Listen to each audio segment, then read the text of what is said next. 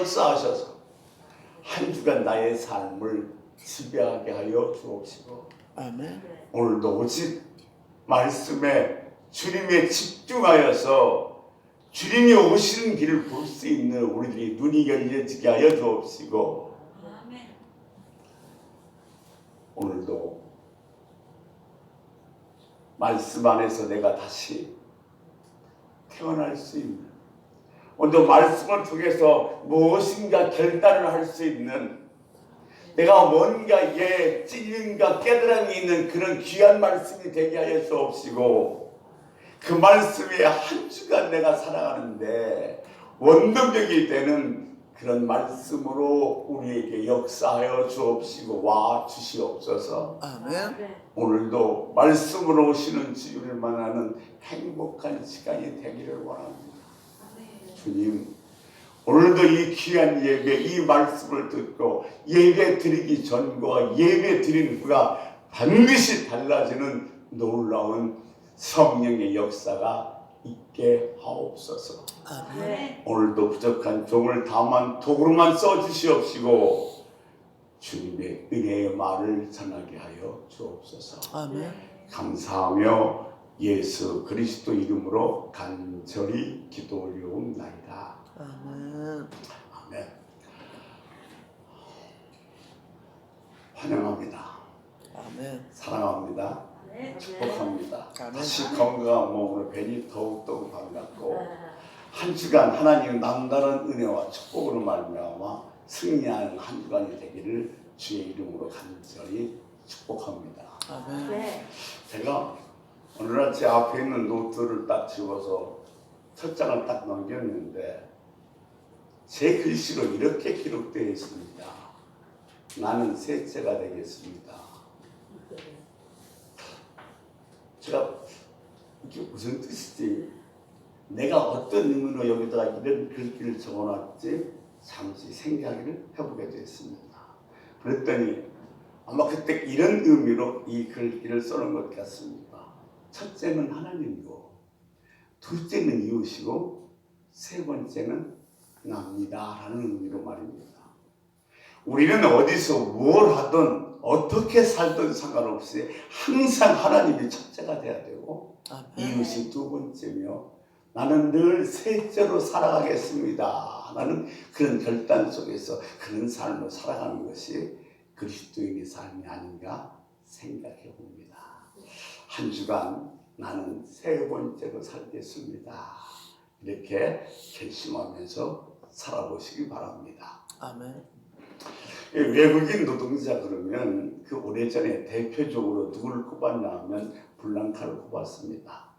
여러분은 기억할지 모르겠습니다만 이 블랑카라는 그 사람이 외국인 노동자의 대명사가 돼서 코미디 프로에도 인용되고 했습니다. 그런데 이 블랑카가 한국에 와서 한국의 음식 문화에 깜짝 놀라버린 겁니다. 왜냐하면 눈깔사탕, 내장탕, 할머니 뼈다구 해장국, 이거 끔찍하잖아요. 그런데 이 블랑카는 한국에 와서 일을 하기 위해서 한국말을 배웠습니다. 그래서 알아듣기도 하고 말도 하고 쓰기도 합니다. 그런데 한국의 그 말 속에 포함된 역사적, 문화적, 전통적 배경을 이해하지 못했기 때문에 그 음식이 어떤 음식인지를 알 수가 없었던 겁니다. 여러분, 우리가 성경을 읽을 때도 마찬가지입니다. 한글이에요. 다 읽을 수 있어요. 그러나 그 단어 속에 역사적, 문화적, 전통적 어떤 배경을 갖고 있는지를 우리가 이해하고 그 말씀을 읽을 때에 비로소 주님께서 이런 의도로 이 말씀을 하셨구나를 깨닫고 이해할 수가 있게 되어지는 겁니다. 여러분, 이런 것에 정말 그 단어의 역사적, 문화적, 전통적 배경을 이해할 수 있는 그런 눈이 열리시기를 주의 이름으로 축원합니다. 오늘 짧은 본문 2절을 통해서 드디어 주님께서 이제 공생애를 시작하셨음을 알 수 있습니다. 30년의 생활을 끝내고 드디어 이 주님의 공생애가 시작된 겁니다. 예, 주님께서 공생을 시작하면서 지난 시간에 말씀드렸던 것처럼 요단강에서 세례 요한에게 세례를 받습니다. 그때 하늘문이 열리고 비둘기 같은 성령이 내려오며 하늘에서는 내 사랑하는 자요 기뻐하는 자라는 하나님의 인증이 있었습니다. 네가 바로 뭐요? 메시아야. 네가 바로 구원자야. 그런 인증이 있은 후에 예수님은 시험을 받게 됩니다. 사실 이 마가복음의 저자는 우리가 너무나도 잘 알다시피 마가입니다. 근데 마가는 12 제자 중에 한 사람이 아닙니다. 그리고 이 마가복음의 수신자는 로마에 있는 기독교인들입니다. 그래서 지금 이 마가가 시험이라는 단어를 조명하면서 유대적 색깔은 하나도 없습니다. 똑같은 본문이 마태복음 4장 1절에서 11절에 누가복음 4장 1절에서 13절에 기록되어 있습니다. 그런데 이 두 성경 마태복음 누가복음에서는 어떤 시험을 당했고 그 시험을 어떻게 물리치셨는가를 아주 정확하게 기록해 놓았습니다. 그런데 오늘 마가복음에는 그런 내용이 없습니다. 마치 스케치 하듯 대충 지나갑니다. 그러면 오늘 이 짧은 본문 이 두 절에 담긴 마가가 의도하는 마가의 그 개념 속에서 이 시험이라는 게 어떤 것인지를 한번 생각해 보도록 하겠습니다. 첫 번째 시간에는 회개란, 두 번째 시간에는 복음이란, 오늘 세 번째 시간에는 시험이란 어떤 것인가를 마가의 입장에서 한번 같이 생각해 보도록 하겠습니다. 12절 같이 한번 보겠습니다. 마가복음 1장 12절 이렇게 기록해 놓고 있죠. 성령이 곧 예수를 광야로 몰아내신지라. 이거 여러분 우리가 수업지 들어서 잘 알고 있습니다. 그런데 우리가 그냥 들어서 대충 아는 것처럼 이 시험의 주체가 누구라고 생각하냐면 사단이라고 생각합니다. 근데 오늘 본문에서는 분명히 이 시험의 주체는 사단이 아니라 성령님이라고 정확하게 기록해 놓고 있습니다. 성령이 곧 예수를 광야로 내모신지라. 이 말은 예수님께서 세례를 받으셨을 때에 하늘에서 비둘기 같은 성령이 내려오셔서 성령님과 하나가 되었습니다. 근데 그 성령 충만이 내적인 충동으로 이루어졌다는 것을 그 내적인 충동으로 말미암아 주님이 광야로 밀려 나갔다는 사실을 알 수가 있습니다. 여러분 어떤 분이요? 신앙생활 열심히 잘 하셨어요. 근데 갑자기 다니는 직장을 때려칩니다. 그러고 자기 선교사로 가야 되겠대요. 자기 신학교 가야 되겠대요. 지금 그분의 형편을 보면 가정도 있고 아이들도 있고 도대체 그 직장을 그만둬서는 안 돼요. 그런데 다 접어버리고 자기는 그 길을 가겠다는 거예요. 이게 자기 의도가 되는 것이 아니라 성령이 내적으로 충만해서 충격을 주고 충동이 일어나니까 자기도 모르게 그 길을 가게 되는 겁니다. 제가 이제 하나님을 하면서 같이 일하던 이석진 목사님이라는 분이 계십니다. 저보다 나이가 연배였는데 그분은 초등학교 교사였습니다. 신앙생활도 열심히 하며 참 열심히 교회에서 봉사했는데 어느 날 갑자기 학교에다 사표를 내고 퇴직금을 가지고 전도지를 만들어서 집에 서대문인데 서대문뿐만 아니라 서울역, 수원, 저기 광주, 신전은 부산까지 내려가서 길거리에서 전도지를 나눠줍니다.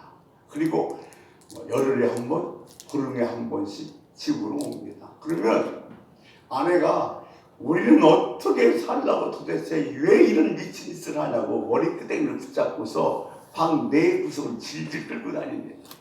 그리고 목사님은 할렐루야 하면서 끌려 다닙니다. 나중에 이제 이 목사님이 그런 얘기를 하는 거예요. 자기가 생각해도 자기는 도저히 그 교사직을 그만둔 형편이 안 된다는 거예요. 근데 자기의 의도와 자기의 의지와 상관없이 성령이 내 안에서 충만해서 충동하니까 자기도 모르게 그렇게 내몰렸다는 겁니다. 그러니까 예수님께서 성령이 충만하니까 그 성령의 충동으로 말미암아 예수님의 의지에는 상관없이 광야로 내몰리게 된 것입니다. 그러니까 사실 예수 믿는 사람의 모든 삶의 구조는 이런 구조의 형식을 가져야 돼요. 내가 생각하고 내가 계획하고 내가 원하는 그 길을 가는 것이 아니라 성령의 등 떠밀리듯이 살아가는 삶. 그것이 우리 신앙인의 근본적인 구조가 되어야 됩니다. 성령이 내게서 충만해서 내게 충동적으로 놀라운 역사가 일어나니까 내가 그 성령에 등 떠밀려서 그 길을 가지 않으면 안 되는 삶, 그 삶이 바로 우리 기독교의 기본적인 삶의 구조가 되어져야 한다는 겁니다. 그런데 보세요. 우리가 신앙생활하면서 때로는 이것이 주님의 뜻인지 깨달을 때도 있어요. 또 성령의 감동도 받아요. 주의 음성도 들어요. 그런데 우리가 그렇게 성령에 등 떠밀리듯이 사는 그런 삶을 살지 못하는 이유가 뭔가 하냐면 우리 자아가 팽창해졌어요. 커질 대로 커졌어요. 그래서 분명히 하나님의 뜻인 줄 알아요. 분명하게 성령의 역사입니다. 그런데 그것을 어떻게 하든지 회피하려고 하고 타협하려고 하고 계산해서 중도에 포기를 하거나 아니면 그냥 내버려 두는 경우가 너무도 많이 있다는 겁니다.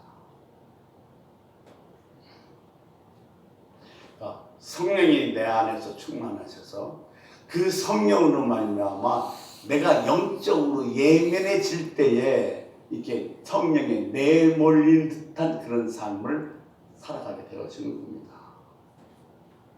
그러니까 반대로 어둠의 세력이 우리 안에서 우리를 다 사로잡아 버리면 그 어둠의 세력이 역사하는 곳으로 우리를 내몰아 버립니다.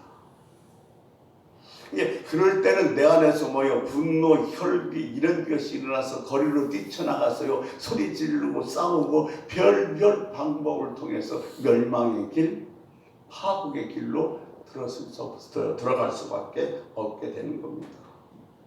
어느 목사님이요 정의로운 일에 앞장서다가 감옥에 들어가게 되셨어요. 가니까 전과 8번, 10번 그런 탄들 함께 거기서 목사님이 살면서 전도하려고 하니까 힘들었겠죠. 근데 그들이 아침에 일어나면 운동하고 매일 뭘 하냐면 이 손가락 2개로 막 찌르는 연습을 해요. 그리고 옆구리에 맞고 찌르는 연습을 하고. 그래서 목사님이 물었어요. 도대체 이거 뭐 하시는 거예요? 그랬더니 그들이 하는 말이 내가 밖에 나가서 손 놓을 사람이 있어서 그 연습하는 중입니다. 그들에요.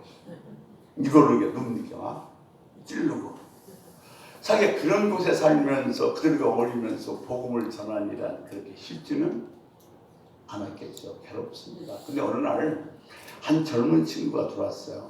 근데 그 젊은 친구랑 얘기하다 보니까 조금 지능이 떨어진 것 같아요. 그래서 왜 들어왔냐고 물어보니까 이 주인 집에서 일을 하다가 주인이 잠드는 사이에 그 주인 물건을 훔쳐서 도망가야 되는데 주인이 잠에서 깨면 들키면 곤란하니까 화덕에다 연탄불을 펴서 방에다 이렇게 그 창문에다 구멍을 내고 연탄 가스가 그 안에 들어가서 주인이 가스에 중독되면 기절하게 되면 그때 가서 물건을 훔쳐 도망가려고 화덕에다가 연탄불을 펴놓고 구멍을 내고 쫙 부엌에서 기다리고 있는데 바람이 불어서 그 연탄 가스가 자기한테 온 거예요. 그래서 자기가 가스를 마시고 부엌에 쓰러지는 바람에 살인 미수로 돌아왔어요. 근데 무려 전과가 12범이에요. 참 목사님이 그 젊은 친구가 얘기하다가 보니 좀 안타까운 생각이 들어서 이렇게 말을 했습니다. 여보게, 인생이 자네 마음대로 되든 그랬더니 이 젊은 친구가 하는 말이, 아이 선생님, 내가 인생이 내 마음대로 됐으면 내가 여기에 들어왔겠어요. 그래, 우리 인생은 내가 주인이 아니다. 예수님이 주인이든 사단 어둠의 세력이 주인이든 둘 중에 하나가 주인이 되지, 절대로 우리는 우리의 인생의 주인이 될 수가 없단다. 너 이런 얘기 들어봤니? 주인 잘 만나면 활자가 핀다고. 너 그 좋은 주인만, 그 주인 한번 만나보지 않을래? 그랬더니 이 젊은 친구가, 정말요? 그런 주인이 있어요? 그래, 예수님이 내 인생의 주인이 되면 내 인생은 바뀐다. 그래서 그렇게 복음을 전하고, 겨울인데 발에 동상이 걸려서 썩어가는데 그 동상을 치료하면서 복음을 전했어. 근데 얼마 지나지 않아서 참 희한한 일이 일어난 거예요. 뭐냐면 사람들이 그를 보고 얘기하는 거예요. 아니 어떻게 된 거야? 저렇게 좀 모자라가 어떻게 저런 말을 할 수 있지? 어떻게 저런 결정을 할 수 있는 거야? 깜짝 놀라는 거예요. 그러니까 자기의 인생의 주인이 바뀌니까 그 인생이 뭐요? 바뀌어져 버리는 거예요. 그러니까 제가 계속해서 반복적으로 말씀드립니다만, 우리의 인생의 주인은 절대로 내가 아닙니다. 내가 주인에 대해서 사는 것 같지만, 죄송하지만 그것은 착각입니다. 그건 내가 이미 마귀의 종이 되어서 살아간다는 증거입니다. 우리는 절대로 내 인생의 주인이 될 수가 없습니다. 아멘. 그러니까 성령이 내 안에서 내 인생의 주인이 되면 나를 성령이 역사하는 현장으로 내몰지만, 어둠의 세력이 내 안에서 주인이 되면 나를 어떻게 해요? 혈기가 있고 싸움이 있고 소리 지르고 그런 멸망의 어둠의 세력이 역사하는 곳으로 우리를 내몰아서 파멸의 길로 가게 만들어 버린다는 겁니다. 광야로 몰아내신지라, 몰아낸다는 이 뜻은 분명하게 두 영역에서 쓰입니다. 한 영역은 성령의 영역에서, 또 하나는 어둠의 영역, 사단의 영역에서 사용됩니다. 그러니까 성령의 영역에서 내몰린다 그러면 성령이 역사하는 곳으로 내몰리는 것이고, 이 어둠의 세력의 역사에 있어서 내몰리면 어둠의 역사가 세력이 역사하는 곳으로 내몰리게 되어진다는 겁니다. 그러니까 예수님의 내면에 성령이 충만하셨습니다. 세례 받았을 때 그때 같은 성령이 내려오셔서 성령이 하나가 되겠고, 그 성령이 뭐예요? 충만하셨을 겁니다. 그러니까 예수님께 성령이 충만하니까 어디로 내몰리셨다고요? 광야로 내몰리셨습니다. 그런데 우리가 오늘 이 한글 성경에서는 도저히 이해할 수 없는 것이 하나 있습니다. 그게 뭐냐면, 마가는 지금 이 마가복음을 기록할 때에 그 시제를 현재 시제로 썼어요. 이 사건은 언제 일어난 거예요? 과거에 일어나는 겁니다. 과거에 예수님이 일어난 일인데, 그 과거에 일어난 일을 지금 마가는 뭐로? 현재 시제로 썼어요. 이제 모라레스라는 말은 에크발로인데, 이 에크발로가 과거가 아니라 현재 시제로 썼어요. 그러면 왜 이 마가는 과거에 일어난 일이니까 그랬었더라고 과거 시제를 써야 되는데 과거 시제를 쓰지 않고 현재 시제를 썼을까요? 마가가 과거 시제를 몰라서? 절대 그렇지 않습니다. 마가도 과거 시제 알아요. 그런데 그럼에도 불구하고 마가가 지금 모든 동사를 현재 시제로 쓴 이유는, 지금 그 일이 예수님 시절에 일어나고 끝난 일이 아니라 지금도 우리들의 삶 속에서 계속해서 진행되어져야 될 일이기 때문에 마가는 성령의 감동을 받아서 그 일을 기록하며 현재 시제로 기록하게 된 것입니다. 오늘도 우리의 삶 속에서는 이런 일이 뭐요? 계속 되어져야 한다는 겁니다. 사실 더 많은 하나님의 백성들이 성령에 충만해서 성령으로 내몰리는 삶을 살아야 됩니다. 그러기에 마가는 시제를, 현재 시제를 사용하게 된 겁니다. 저희들이 목회자 돕기 성계에 이렇게 후원하는 분들을 저희들은 선한 사마리안이라고 이렇게 부릅니다. 저희들에게 정기적으로 후원하는 한 집사님이 계십니다. 그런데 어느 날 생각보다도 많은 후원금이 들어왔습니다. 그자 우리 주목사가 전화를 했어요. 왜 이렇게 많이 후원금이 들어왔습니까? 했더니 그 집사님이 뭐라고 얘기했냐면 제가 11조를 성교회로 하기로 했습니다 라고 이렇게 대답하더라는 겁니다. 그러니까 주님께서 참 우리 주목사가 하나님이 별별 방법으로 다 위로하시냐고 전화를 끊었는데 사실 내 마음은 편치 않았어요. 우리 교인도 아닌데 내가 그 11조를 받아도 되는 거야? 이거 아닌가 아니야 하면서 내 마음이 상당히 괴로웠는데 이 말씀을 준비하면서 하나님께 내게 주신 그 감동이 있었는데 뭐냐면 이런 거였어요. 그분은 안수 집사가 자기가 다니는 교회에다가 11조를 드려야 되는지 몰랐겠느냐?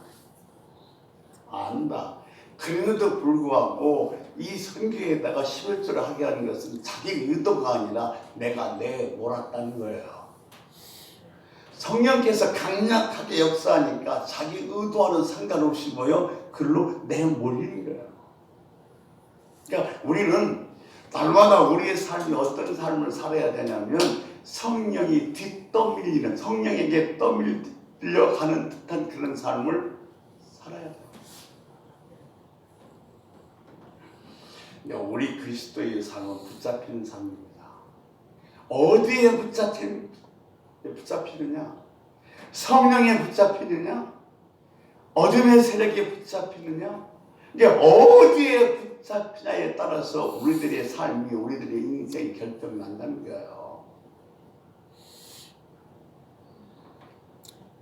그러니까 성령의 등떠밀 듯한, 성령에 밀려 사는 인생이 우리들에게도 계속 되어져야 되고 일어나야 될 일이기 때문에 마가는 이것을 기록하면서 현재의 시제로 기록했다는 겁니다.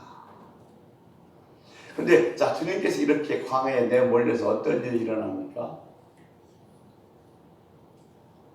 광야에서 시험을 받는데 이 광야라는 단어가 호에레모스입니다. 제가 이게 헬라어로 죄송한데 이 호에레모스라는 것은 뭐냐면 여기에서 이 광야라는 단어를 명사로 쓰지 않고 형용사로 썼어요. 그러니까 거기가 가오뚱하죠. 뭐냐면 자, 이런 거예요. 좋은 예를 하나 들어보겠습니다. 질병을 명사로 쓰면 질병의 명칭입니다. 그러니까 지금 내가 병이 걸렸는데 그 병을 명사로 쓰면 감기예요. 근데 그것을 형용사로 쓰면 지금 그에게 나타난 상태, 상황입니다. 재채기가 나오고 콧물이 나오고 열이 올라가는 것, 이런 상황인 거예요. 그러니까 명사로 쓰면 그것이 질병의 이름이 되지만 형용사를 쓰면 그 지금 그 질병을 인한 상태, 상황을 이야기하게 되는 겁니다. 그러니까 이것은 사실 한글 성경에서는 잘 구별되지 않죠. 지금 광야라는 장소를 이야기하면서 명사로 쓰지 않고 형용사로 썼다는 얘기는 무슨 얘기냐면 장소라는 개념보다도 그 장소가 갖고 있는 이미지, 개념의 의미로서 이 광야라는 단어를 마가는 사용했다는 겁니다. 자, 마가에서 기록된 중요한 사실 하나가 있습니다. 우리 13절 같이 보겠습니다. 광야에서 40일을 계시면서 사단에게 시험을 받으시며 들진 손과 함께 계시니 천사들이 수종 들더라. 아멘. 자, 우리가 여기서 마가가 형용사로 썼던 이유가 무슨 이유냐면, 여러분 출애굽기, 민수기, 신명기를 보면 이스라엘 백성들이 40년 동안 광야의 길을 걸어가는 내용이 나옵니다. 그런데 그 광야는 무서운 것이에요. 정강이 드글드글거리고 뱀이 있고 죽음이 기다리고 있는 그런 것이 광야입니다. 그런데 여기에 들짐승이라고 나옵니다. 근데 이 들짐승은 다니엘서를 비롯해서 구약 성경 전체를 보면 무엇을 상징하고 있냐면 사단의 세력, 어둠의 세력을 상징하고 있습니다. 그러니까 광야는 어떤 곳이에요? 들짐승이 있고, 이게 사단의 세력이 있는 것이 바로 뭐예요? 광야입니다. 그러니까 우리들이 살아가는 이 현실에서 지금 이 마가가 광야를 명사로 쓰지 않고 형용사로 쓴 것은 우리들이 살아가는 삶 속에서 이 광야 같은 것이 수없이 있을 수 있다는 거예요. 그래서 그 의미의 개념으로 이 광야를 형용사로 사용한 겁니다. 광야는 어떤 것입니까? 무서운 죽음이 드글드글하는 것입니까? 낮에는 정말 그 뜨거운 햇빛에 견딜 수 없고 밤에는 추위에 견딜 수 없어서 50도의 온도의 차이가 나는 것이 바로 뭐예요? 광야입니다. 이게 사람이 도저히 살 수 없는 것이 광야입니다. 그런데 예수님이 내적인 충동에 의해서 광야로 내몰리십니다. 그러니까 여러분 보세요. 예수님이 지금 광야로 내몰렸다는 것은 뭔가에 의해서 등 떠밀려서 광야로 내밀리신 것이 아니라 예수님이 성령 충만해서 그 성령 충만이 내적인 충동이 일어나니까 마치 성령에 붙들려서 광야로 모여 내몰리듯이 스스로 들어가신 겁니다. 그러면 여러분, 이 광야가 형용사로 쓰여졌다면 이 광야는 어디예요? 우리들이 살아가는 삶의 현장이 바로 뭐예요? 세상. 광야예요. 내 생업터가 광야가 될 수 있어요. 내 직장이 광야예요. 죽음이 드글드글 그러고 사자들이 아니면 전갈들이 드글드글하는 게 우리들이 생업터가 원래 직장이에요. 심지어 여러분 가정은 그렇지 않겠습니다만은 가정이 뭐예요? 광야예요. 찬양하며 은혜를 받고 이 성전문을 나가서 집에 들어가서 집에 문을 딱 여는 순간 원수들이 드글드글해요. 여러분도 그렇지 않겠지만 그래요. 거의 내 받은 은혜 다 쏟아버리게 만들 수밖에 없는데, 그러니까 지금 이 마가가 광야를 형용사로 쓴 것은 우리 사는 삶의 현장이 바로 뭐라는 거예요? 광야라는 겁니다. 그러니까 이런 광야 같은 세상에서 세워진 것이 뭐예요? 교회예요. 이런 말을 했어요.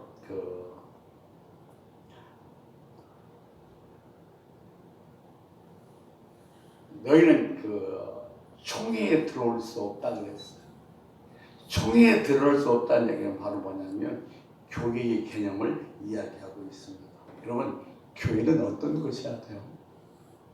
사실 교회는 다른 것이 아니라 서로 아껴주고 사랑하고 눈물을 닦아주고 위로하고 격려할 수 있는 것이 바로 뭐냐면 교회. 왜?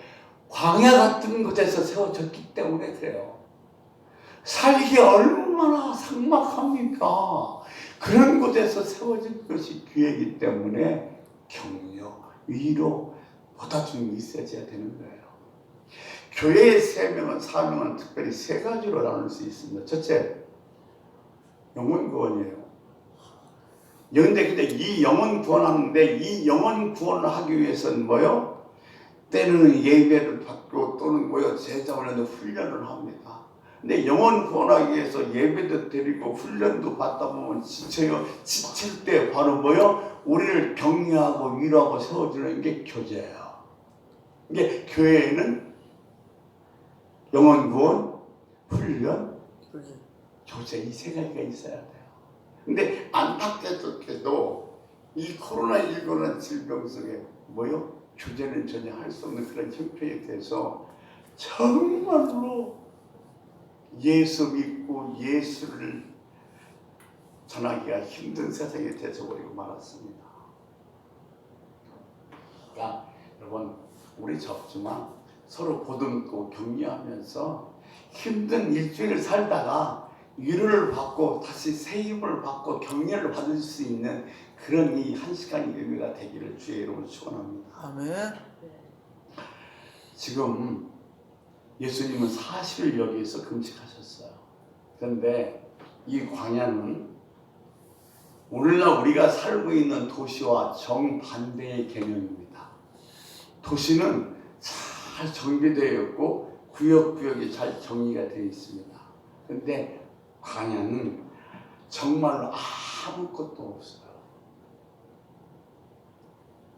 이게 아무것도 없는 광야에다가 길을 내는 거예요. 그래서 디모데후서 2장 15절에 보면 이렇게 얘기하고 있습니다. 디모데후서 15장 2절을 보면 그렇습니다. 너는 진리의 말씀을 옳게 분별하라 그랬습니다. 여기서 분별한다는 것은 무슨 얘기냐면 이 로마가 전쟁하기 위해서 뭐요? 그 군사가 가고 또 군수문자를 나르기 위해서 길을 닦는데 토목공사할 때 쓰는 용어가 분별입니다. 그러니까 분별하는 것은 뭐라는 말은 뭐냐면 길을 똑바로 낸다는 거예요. 그리스도인들은 무엇하는 사람이냐면 이 광야 같은 세상에서 똑바로 길을 내는 사람이에요. 죽어가는 수많은 영혼들을 향해서 생명의 길로 올 수 있는 그 길을 똑바로 곱게 내는 일을 하는 사람들이 바로 누구냐? 그리스도인이라는 겁니다. 수없이 방황하는 영혼들이 새로운 생명을 찾아서 올 수 있는 그 길을 내는 게 그리스도인들이 하는 일이에요. 주님도 그 일을 하기 위해서 오셨습니다. 마가복음 1장 2절에 보면 뭐예요? 그 길을 준비하라. 그 길을 예비하라. 주님께서 그 길을 예비하고 준비하러 오신 겁니다. 광야 같은 세상에서 새로운 생명을 찾아 살아나는 길을 만드시러 오신 거예요. 그래서 이 광야라는 단어를 명사가 아니라 형용사적 개념으로 쓰여진 겁니다. 우리가 사는 공간이 바로 어디예요? 광야예요. 여러분 봐요. 로마 군사들이 길을 닦고 그거 닦고 나면 그 길을 닦은 끝에는 반드시 뭐가 세워지냐면 로마 제국이 세워져요. 그러니까 우리가 주님이 오실 그 길을 생명의 길을 올 수 있도록 그 길을 내면 그 길 끝에는 반드시 뭐가 하나님 나라가 세워진다는 겁니다. 그 길을 내는 일이 뭐요? 우리가 하는 일이라는 겁니다. 이런 말씀 들어보셨어요? 그리스도인은 권력 투쟁이다 그랬어요. 이 권력 투쟁은요 무섭습니다. 하나님 나라가 이기냐? 어둠의 세력이 이기냐? 이 권력 투쟁이에요. 이 대선 보십시오. 권력을 잡으려고 정말로 생명 걸고 투쟁하잖아요. 우리도 이 투쟁의 투사들입니다. 왜? 생명의 길을 내기 위해서. 이 권력 투쟁에서 정말 몸부림치는 싸움이 있어야 됩니다. 생명을 건 싸움 해야죠. 여러분 그 투어 알죠? 소하고 싸움하는 거. 우리나라에는 그런 게 없어요. 그런데 뭐 저쪽 스페인 같은 데는 그게 아주 뭐 유명합니다만 이 투어를 할 수 있는 소를 어떻게 만드는가 하냐면 소를 그냥 편안하게 방목시킵니다. 그러면 소가 자유롭게 풀도 뜯어먹고 쉬고 누고 있다가 이제 투구의 날이 가까우면 그 소를 잡아다가 눈을 가리고 광 안에다가 가둬버립니다. 그리고 더욱 잔인한 것은 먹을 걸 안 줍니다. 그럼 이 소가 막 미쳐서 날뛰는 거예요. 그러다가 이제 소싸움하는 그런 날이 딱 결정되면 그 잠겼던 광문을 탁 열고 소의 그 눈을 가렸던 걸 풀면 소가 탁 뛰쳐나오면 햇살이 들어오는데 자기 눈으로 받아들일 수는 많고 아주 막 그냥 화산 그 빛이 들어오니까 소가 감당 못해서 이리 뛰고 저리 뛰고 보는 대로 들어받고 막 그런다는 겁니다. 그런 소를 투구사가 칼로 뭐요? 슬쩍 상처를 내는 거예요. 그렇게 그 서로 싸우다가 어느 한 딱 순간에 이 지금 미쳐 날뛰는 소와 이 투구사가 정면으로 또 1대1 정면으로 딱 마주치는 순간이 온다는 겁니다. 그것을 투구사들은 뭐라고 얘기했냐면 진실의 시간이라고 얘기해요. 예, 둘 중에 하나 삐끗하면 죽습니다. 지금 미쳐 날뛰는 소에게 이 투구사가 조금만 허점 보이면 뭐요? 들이받쳐서 죽습니다. 소도 지금 정말로 긴장한 상태입니다. 조금 삐딱하면 투구사의 칼에 생명을 잃어버립니다. 그게 그 시간을 진실의 시간이라고 얘기하는 거예요. 보세요.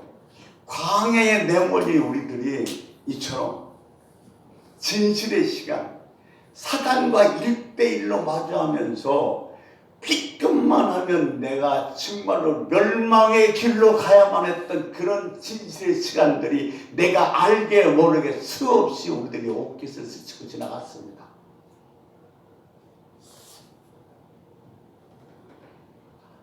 예수님은 이렇게 광야로 내몰리셨어요.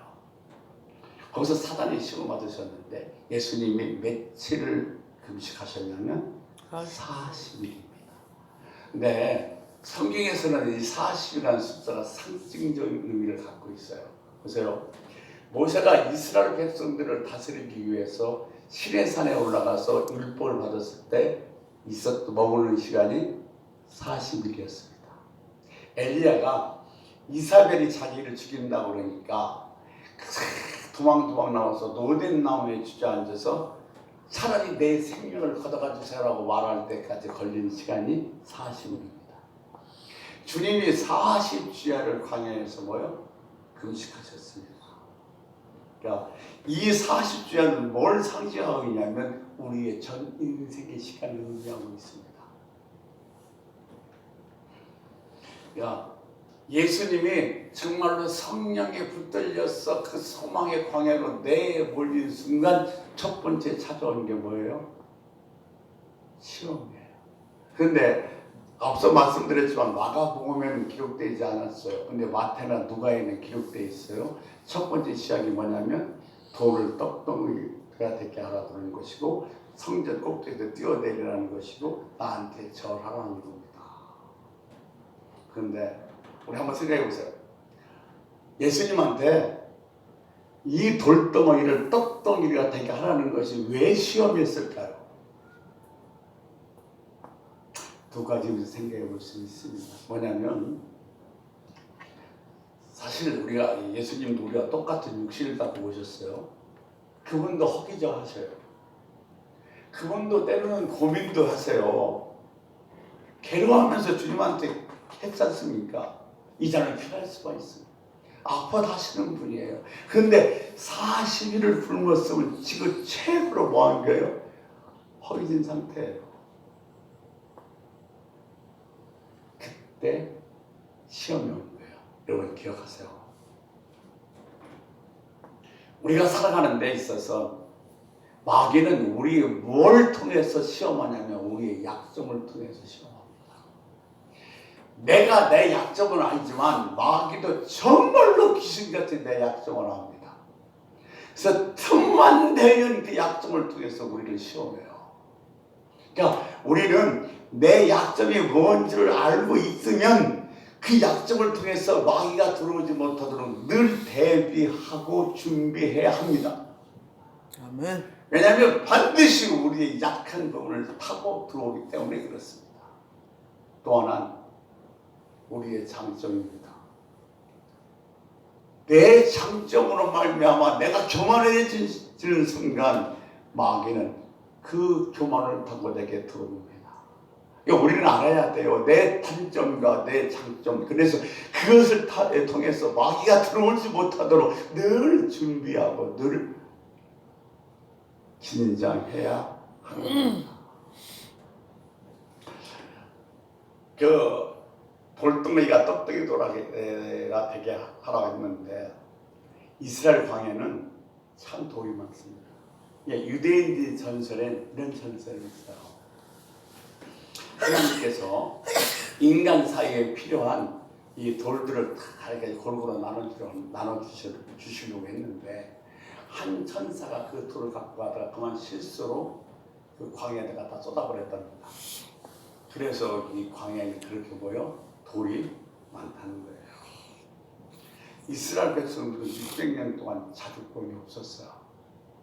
그들은 착취당하고 경제적으로 시달릴 때를 시달렸죠. 그들이 제일 첫 번째 이해 그 어떤 가져가면 뭐냐면 배고픔의 해결이었어요.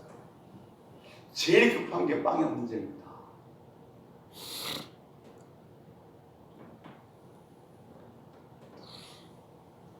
이것을 반대로 역발싸움을 얘기한다면 예수님이 제일 먼저 사단에게 뭘로 시험했냐면 이 돌덩어리가 떡덩이 되라 하겠습니다.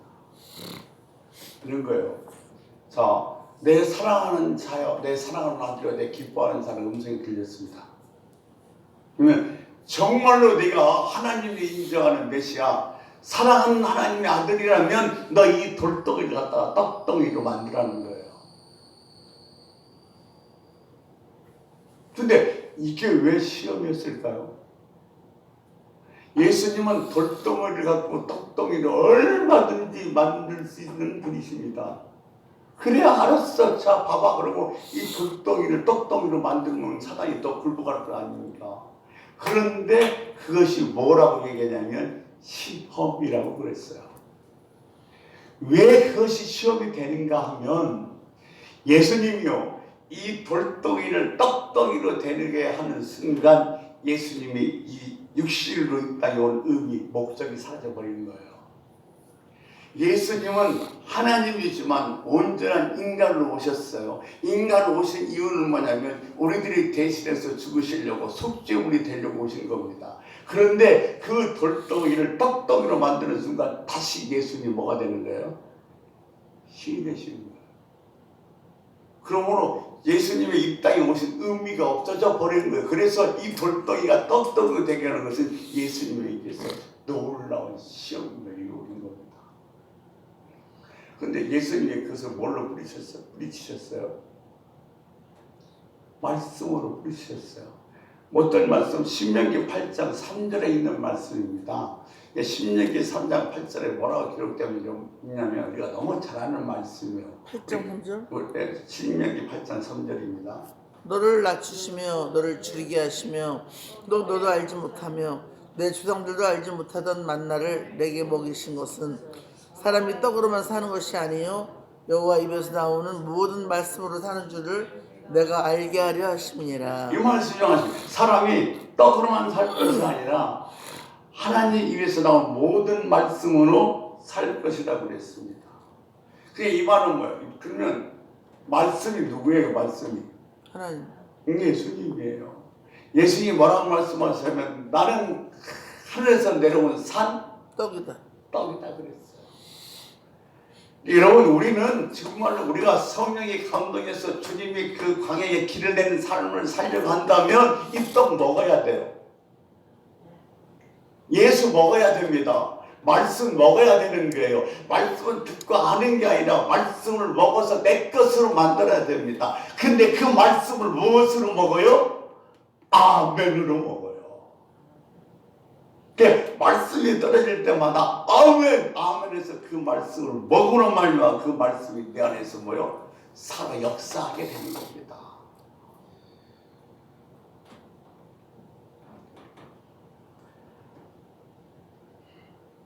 (40이라는) 게 우리 생애의 전부의 시간이라면 예수님은 첫 번째 시험으로 시작해서 마지막 뭘로 끝났냐면 시험으로 끝납니다.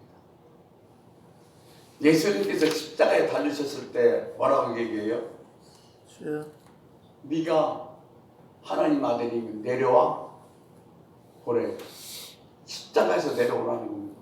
그러면 주님이 십자가에서 딱 내려와서 그래 내려왔다 어쩔래? 그러면 뭐 그들이 꼼짝 못할 것 아닙니까? 그런데 얼마든지 내려올 수 있어요. 얼마든지 그들을 진멸할 수 있어요. 그런데 그렇게 하신 이유와 하시지 않은 이유가 뭐냐면 내가 뭘로 왔기 때문에 사람으로 속죄물로 왔기 때문에 나는 그 사명을 감당하기 위해서 내려올 수 없는 거예요. 그래서 주님의 생애는 시험으로 시작해서 시험으로 끝난 거예요.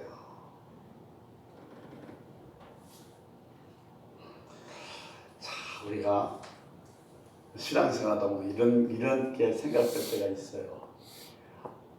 내가 정말로 참고 참다 보니까 내가 예수 믿어서 그렇지 내가 정말로 바보인 줄 아냐?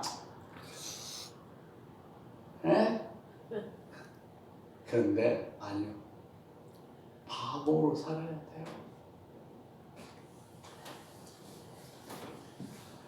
나는 이렇게 예수를 믿는데 내게 왜 이렇게 시험이 많지?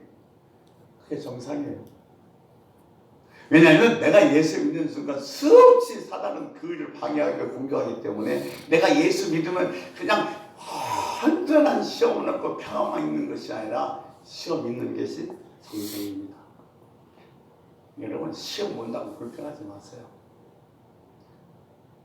그렇다고 해서 내일 월요일인데 월요일은 어떤 시험이 올까? 그게 염려하지 마시고 뭐 어떤 놈이든지 와라. 왜냐하면 그 시험은 하나님이 내게 은혜를 주시려고 하는 거기 때문에 어떤 건지 와라. 이렇게 기대하며 자신 있게 살아야 됩니다. 우리가 이 광야 같은 세상에 사는 동안은 연약함과 제한된 인격 때문에 시험이 있을 수밖에 없습니다. 근데 여기에서 이제 놀라운 복음 하나를 이야기하면서 말씀을 정리합니다. 그 놀라운 복음이 하나가 뭐냐면 3절에 이런 말씀, 13절에 이런 말씀이 나와요. 마귀가 들짐승과 함께 같이 읽습니다. 시작. 누가 복음 아니에요? 아니요. 자, 여기 말씀드릴게요. 들짐승과 함께 있으니 천사들이 수줍을 들더라 그랬어요. 다니엘서와 구약 전체를 보면 이 들짐승은 뭘 상징하고 있냐면 사단을 상징하고 있어요. 근데 지금은 사단과 함께 있는데 누가 수증 들더라? 천사가 수증 들더라. 이건 어떤 의미가 있어요? 지금 예수님이 사단에게 시험을 받는데 들짐승에게 함께 있는데 누가 시중을 들더라? 천사가 시중을 들더라. 여기에 참 기가 막힌 복음이 들어있는 거예요. 미국 알라바마의 멘트 프리즈라는 도시에 조그만 마을인데 복화를 제외해서 그때 이 삶을 살아가고 있어요. 작은 마을이지만 마을 사람 대다수가 예수를 믿으면서 정말 기도하고 평범하게 참 행복하게 살아가고 있었는데 어느 날 이 목화나무에 병충해가 생기기 시작합니다. 근데 이 병충해는 놀랄 빨리가 확산돼서 막 전 나무에 병충해가 생겨요. 병충해가 생기면 이 목화가 꽃을 피지 않기 때문에 목화를 거둘 수가 없어요. 그게 사람들은 불평하기 시작하죠. 우리가 주일도 잘 지키고 예배도 하고 기도하는데 왜 이렇게 시험이 오고 안 되는 거야. 그러자 한 사람이 이렇게 얘기합니다. 우리 목화 농사만 고집하지 말고 농사를 바꿔봅시다. 다른 걸로. 땅콩으로 바꿔봅시다. 땅콩은 이 병충해에 대단히 강한 작물입니다. 식물입니다. 그래서 그들이 뭐요? 목화나무는 다 뽑아내고 땅콩을 심었습니다. 근데 그 다음에 모든 마을 주민들이 전년보다 2배 이상의 수익을 올렸어요. 그것이 하도 너무 좋아서 마을 사람들이 그 병충해를 마을 입구대에 그 곤충의 기념비를 세웠대요. 네 덕분에 우리가 수익이 올라갔습니다. 제가 뭘 말씀드리고 싶어 이 말씀을 드리냐면 들짐승이 있는데 천사가 수증기를 따라 이 말은 뭐냐면 여러분 하나님이 우리들에게 시험을 주시면 반드시 우리에게 감당할 만한 시험만 주신다. 아멘. 시험을 주시면 반드시 피할 길을 주신다. 아멘. 시험을 주시면 시험 받는 우리와 함께 하신다. 아멘. 천사가 수증기를. 아멘. 아멘. 이걸 기억하십시오. 그러니까 우리가 시험 받으면 나 혼자 있는 게 아니라 누가 하나님이 천사를 불릴 수. 반드시 함께 하셔요. 아멘. 그것이 바로 뭐냐면 들짐승이와 함께 있는데 천사가 수종들더라는 겁니다. 여러분 우리 한 주간 살아가면서 어떤 시험이 우리에게 올지 몰라요. 그러나 하나님이 나와 함께 하시. 지금 함께 하셔. 이 시험 중에도 하나님은 감당할 시험밖에 주시지 않아. 하나님은 피할 길을 미리 마련해 주셨어. 할렐루야. 아멘. 이 시험을 통해서 어떤 은혜를 주실까? 이렇게 기뻐한 마음으로 승리하는 한 주간을 사시기를 주님으로 축원합니다. 아멘. 기도하겠습니다. 하나님, 우리 연약해요. 제한된 인기를 갖고 있어요. 그래서 시험 올 수밖에 없어요. 근데 시험 올 때 걱정하고 두려워하는 것이 아니에요.